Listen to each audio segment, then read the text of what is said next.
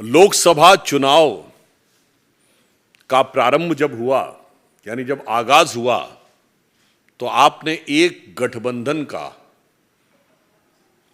मरसिया सुना, यानी एक गठबंधन तिरोहित हो गया, वो था यूपीए। अब यूपीए का नाम नहीं सुनाई पड़ता है। अब जो लोकसभा का चुनाव अपने अंजाम पे पहुंच रहा है, तो अब इंडी गठबंधन जो है उसका भी मुझे लगता है कि वो अपनी अंतिम तिलांजलि की तरफ बढ़ रहा है, क्योंकि इस अंतिम चरण के चुनाव परिणाम में यदि आप देखें तो जो मुख्य रूप से जिन 5 राज्यों में चुनाव हो रहा है, पंजाब, जहां इस इंडी गठबंधन के दल आपस में ही लड़ रहे हैं, आम आदमी पार्टी और कांग्रेस। हिमाचल प्रदेश, वहां इंडी गठबंधन था ही नहीं, हमारा और कांग्रेस का सीधा मुकाबला। उत्तर प्रदेश, वहां पे अगर आप देखें तो हमारा और समाजवादी पार्टी का मुकाबला, और कांग्रेस वहां सेकंड फिडल रोल में। बिहार में जो इंडी गठबंधन था उसके सूत्रधार राष्ट्र की मुख्य धारा में पहले ही आ गए थे।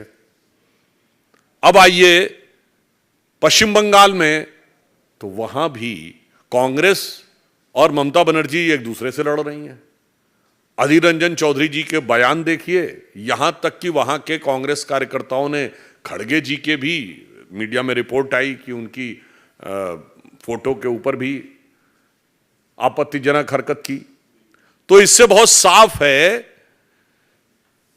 कि पंजाब से बंगाल तक इंडी गठबंधन पूरी तरीके से ध्वस्त होता हुआ दिखाई पड़ रहा है इस चुनाव के अंतिम चरण आते आते।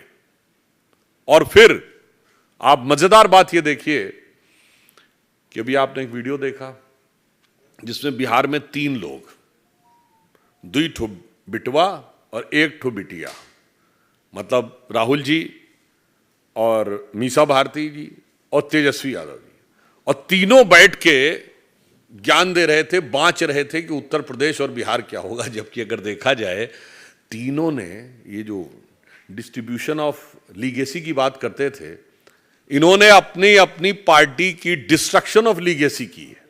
They have done the destruction of legacy, अपनी विरासत को विध्वंस किया है। और इनका देखिए ट्रैक रिकॉर्ड कितना शानदार है कि राहुल गांधी जी, उनके पिताजी 414 सीटें लेके आए थे और वो 44 सीटों पे लाए। उत्तर प्रदेश में उस जमाने में 85 सीटें होती थीं और राजीव गांधी जी के जमाने में 84 जीती थी कांग्रेस ने, 1 सिर्फ बागपत हारी थी, और इनके जमाने में 1 जीती। 2019 में रायबरेली, बाकी सब हारे। मीसा भारती जी अपना चुनाव स्वयं हारी, और तेजस्वी यादव जी, मतलब 3 बार लालू यादव जी और राबड़ी जी मुख्यमंत्री रहे, परंतु उसके उपरांत भी वो एक बार भी सरकार का 1-1.5 साल भी पूरा नहीं कर पाए। तो आप स्वयं सोच लीजिए, जिसे एक पुराने गीत की पंक्ति है ना, चिट्ठिया हो तो हर कोई बाचे, कर्म न बाचे कोई। तो इनके जो कर्म हैं वो स्वयं दिखा रहे हैं कि वो एक ही दूसरे के साथ बता रहे हैं, एक दूसरे को बता रहे हैं कि किस प्रकार से राजनीति होनी चाहिए। और वास्तविकता ये है कि उनकी स्वयं की स्थिति, उनके अपने कर्मों से यदि विचार करें तो और स्पष्ट हो जाती है। अब आप बंगाल में आइए, तो ये मीडिया में खबर आई है कि ममता बनर्जी जी ने बहुत स्पष्ट रूप से कह दिया है कि वो 1 जून को आहूत इंडी गठबंधन की बैठक में नहीं आएंगी। जिसे कहते हैं coming events cast their shadows before, यानी संकेत पहले ही दिखने लगे कि ये पूरा का पूरा गठबंधन किस तरीके से विध्वंस की तरफ जा रहा है। दूसरा एक विषय यह भी कि पंजाब में आपने देखा कि वहां सरकार के एक मंत्री बलकार सिंह का एक बहुत आपत्तिजनक वीडियो आया है, जिसमें उन्होंने एक लड़की के साथ बहुत आपत्तिजनक हरकत करते हुए दिखाई पड़ रहे हैं। आप सोचिए, ये पार्टी वही है जो दिल्ली में अपनी महिला सांसद को मुख्यमंत्री आवास में दुर्व्यवहार करती है और उसके बाद निर्लज्जता के साथ उसका चरित्र हनन करती है और इसी सरकार का मंत्री पंजाब में इस प्रकार की हरकत करते हुए दिखाई पड़ता है और उसके बाद भी ये सब लोग अपने मुंह में दही जमाकर बैठे रहते हैं। मुझे लगता है कि पंजाब की जनता इस पूरे विषय को ध्यान में रखते हुए संवेदना के साथ और प्रबलता के साथ इसका सही उत्तर देगी। और माननीय प्रधानमंत्री जी ने भी अपने साक्षात्कार में और अपने उद्बोधन में यह बात कही है कि पंजाब में जो सरकार आई है वो एक प्रकार से अर्बन नक्सल माइंडसेट की सरकार है। इसीलिए जब से यह सरकार आई है पंजाब में कानून व्यवस्था की स्थिति खराब हुई है। और अभी सीएमआई की जो एक रिपोर्ट आई कि फर्स्ट ईयर में पंजाब में जो इन्वेस्टमेंट है वो 85% गिर गया। 2022 में जो इन्वेस्टमेंट था 23,655 करोड़ रुपए था, वो 3,492 करोड़ रुपए पे आ गया। और अगर इस वर्ष का देखेंगे तो वो और भी नीचे आ गया होगा। यह दर्शा रहा है कि पंजाब जो उत्तर भारत के सबसे समृद्ध राज्यों में से एक माना जाता था, जहां पर की एंटरप्रेन्योरशिप, इन्वेस्टमेंट और बिजनेस बहुत प्रबलता के साथ बढ़ता हुआ माना जाता था, इस सरकार के आने के बाद संभवतः रीसेंट हिस्ट्री में पंजाब में सबसे गहरी गिरावट देखने को मिली है। तो यह दर्शाता है कि इनके शासनकाल में किस प्रकार की स्थिति पंजाब की पहुंची है और इनके गठबंधन की किस प्रकार की गति और दुर्गति हो रही है, जिसके लिए वो तीन लोग बैठकर जितने भी प्रकार की विवेचना करें, परंतु उसके साथ देश की जनता सिर्फ संवेदना ही दिखा सकती है। और एक विषय जो लोग बार बार बहुत उठाते थे, पश्चिम बंगाल में हाई कोर्ट ने बहुत स्पष्ट रूप से आरक्षण के विषय के ऊपर मुस्लिम आरक्षण को जिस प्रकार से संवैधानिक प्रावधानों को धता बताते हुए किया गया, उसके ऊपर कोर्ट ने टिप्पणी की थी। परंतु ये लोग संविधान बदलने की बात करते थे और स्वयं इनका मनोभाव क्या है वो आप चेक कर सकते हैं। ये अखिलेश यादव जी का ये वीडियो है। आरक्षण की बात की, क्या वो हवाई वादा नहीं है? हमारी पार्टी ने कहा है कि केंद्र सरकार पे पूरी तरीके से समाजवादी पार्टी दबाव बनाएगी।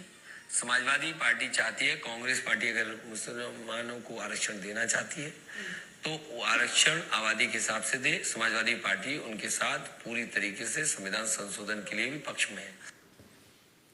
मतलब आप समझिए, संविधान संशोधन के पक्ष में हैं।